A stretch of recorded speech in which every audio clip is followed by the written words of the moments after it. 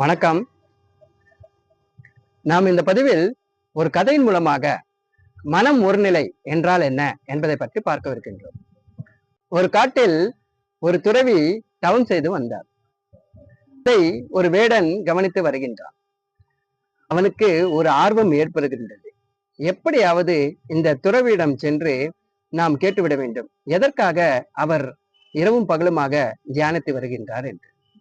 ஒரு நாள் அவன் துறவியிடம் சென்று, ஐயா, நான் உங்களை பல நாட்களாக கவனித்து வருகின்றேன். நீங்கள் இரவும் பகலுமாக தியானித்து வருகின்றீர்கள். மழை வெயில் பாராமல் பல நாட்களாக தியானித்து வருகின்றேன். அது எதற்கு என்று தெரிந்து கொள்ளலாமா ஐயா என்று கேட்கின்றார். அதற்கு துறவி, நான் கடவுளை காண்பதற்காக தான் தியானித்து வருகின்றேன் என்று கூறுகின்றார். உடனே அவன், கடவுள் எங்கே இருக்கின்றார் ஐயா என்று கேட்கின்றார்.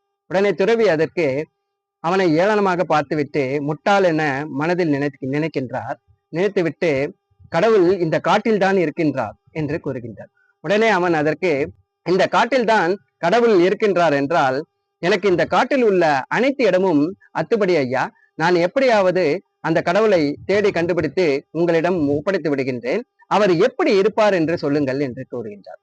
உடனே அவர் அதற்கு, சிங்க முகத்துடனும் மனித உடலுடனும் கடவுள் காணப்படுவார், அவரை அழைத்து கொண்டு வா என்று கூறுகின்றார். உடனே அவன், சரி ஐயா, கடவுள் எப்படி இருப்பார் என்று எனக்கு புரிய வைத்து விட்டீர்கள், நன்றி சொல்லிவிட்டு கிளம்பி விட்டான். உடனே குரு அவனை அழைத்து, வேடனே, நீ அழைத்தால் அவர் வரமாட்டார், அதனால் நீ அவரை கயிற்றால் கட்டி அழைத்து வா என்று கூறிவிட்டார். உடனே சரி என்று கூறிவிட்டு வேடன் சென்று விட்டான். பல நாட்கள் ஆகிவிட்டது, வேடன் வரவில்லை. துறவி அவனை மனதில் நினைத்து ஏளனமாக வாய்விட்டு சிரிக்கின்றார். ஒரு நாள் வேடன் துறவி அருகில் வருகின்றான். அவன் கையில் காட்டில் கிடைக்கின்ற அந்த கயிற்றால் சுட்டப்பட்ட ஒரு உருவம் இருக்கின்றது. ஐயா, நீங்கள் கேட்ட சிங்க முகத்துடனும் மனித உடலுடனும் இருக்கின்ற தெய்வம் இதுதான் என்று அறிமுகம் செய்தான். அந்த சிங்கமோ நான் தான் கடவுள் என்று துறவியிடம் அறிமுகம் செய்தது. இந்த துறவிக்கு ஆச்சரியமாகிவிட்டது. ஐயோ கடவுளே, நான் உன்னை நினைத்து தினம் தினம் இரவும் பகலும் பாராமல் தியானித்து வருகின்றேன். ஆனால் நீயோ இந்த வேடனுக்கு மிக எளிதாக காட்சியை தந்தாயே என்று கேட்டார். உடனே அதற்கு கடவுள் சொன்னார், துறவியே, நீ ஏளனமாய் அவனிடம் கூறிவிட்டாய். ஆனால் அவனோ நீ கூறியதை வேத வாக்காக எடுத்து அவன் உள்ளத்தில் உரைய செய்து விட்டான். அல்லும் பகலும் பாராமல் சிங்க முகத்துடனும் மனித உடலுடனும் இருக்கும் இறைவா, எங்கிருக்கிறாய், வா வா என்று என்னை உணவு தண்ணி இல்லாமல் தேடி வந்தான். ஒருமுக சிந்தனையுடன் மற்றும் அவனுடைய அசைக்க முடியாத நம்பிக்கையுடன் தேடியதனால் என்னை அவனிடம் தானாகவே நான் ஒப்படைத்து விட்டேன் என்று கூறினார்.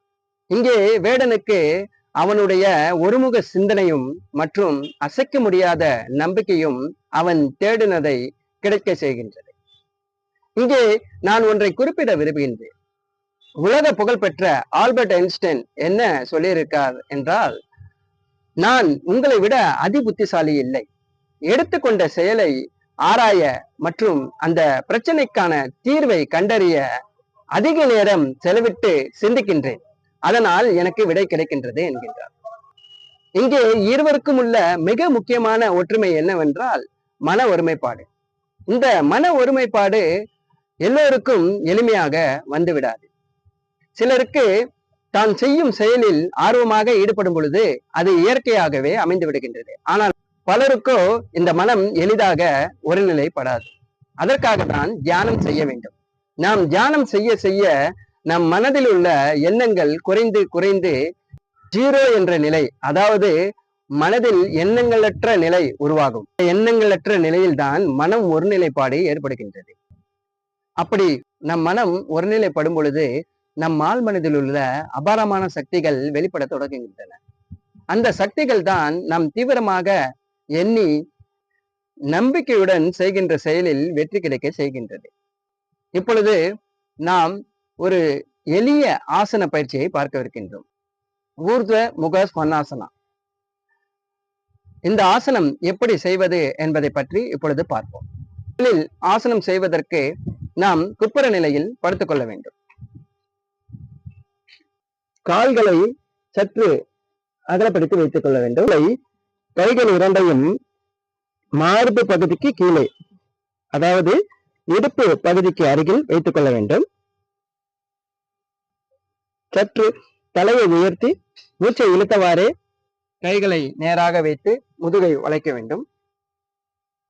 கால்கள் முட்டிகள் ரெண்டையும் தரையிலிருந்து உயர்த்த வேண்டும். கழுத்து பகுதி நேராக இருக்க வேண்டும். கைகள் இரண்டும் நேராக இருக்க வேண்டும்.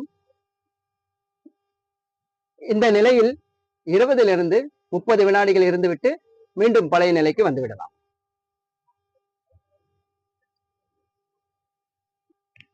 இந்த ஆசனத்தினால் ஏற்படும் நன்மைகள் என்னவென்று பார்த்தோம் என்றால், முதுகு வலிக்கு நல்ல தீர்வு. நம் வயிற்று பகுதிக்கும் இடுப்பு பகுதிக்கும் நல்ல இரத்த ஓட்டம் பாயும். நம் கைகளுக்கும் தோள்பட்டைக்கும் வலுவை சேர்க்கும். மீண்டும் அடுத்த பதிவில் சந்திப்போம். நன்றி, வணக்கம்.